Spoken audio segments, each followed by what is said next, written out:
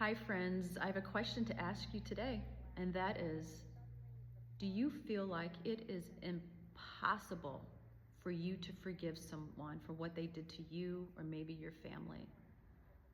I understand that kind of pain. Today is day 3 of the Restart series devotional, and today we are talking about when forgiveness feels impossible. And I'm going to read a little bit to you. In the book of Ephesians, chapter 4, verses 31 and 32, it says, "Be kind and compassionate to one another, forgiving each other just as Christ forgave you." Forgiveness doesn't excuse that person. It doesn't minimize the pain. None of that. What it does is it frees you.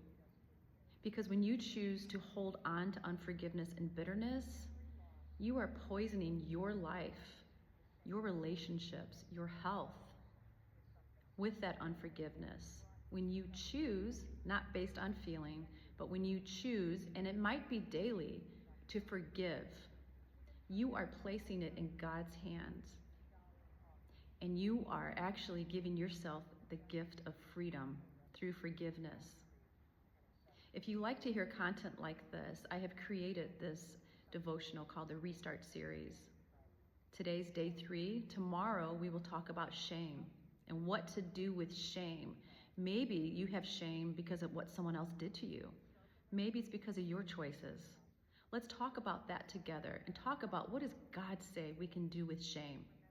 So again, I want to encourage you today. If you've been struggling with unforgiveness, God understands. He does. You can go to him and say, "God, I'm struggling with this, but out of obedience and because we need forgiveness from Christ, I'm going to choose to forgive, not out of feelings, but in faith, and let God handle that situation." That doesn't mean you have to have a relationship with those people who have harmed you. It just means you are not going to let that eat you alive. You are going to bring yourself freedom by choosing to forgive. Go to God with that pain. And if you repeat this prayer after me, "Jesus, forgiveness feels hard, but I know you've forgiven me. Help me to release the pain and give it to you. Heal my heart and teach me to walk in freedom. Amen." Join me tomorrow for day 4. We will be discussing shame and what we can do with that.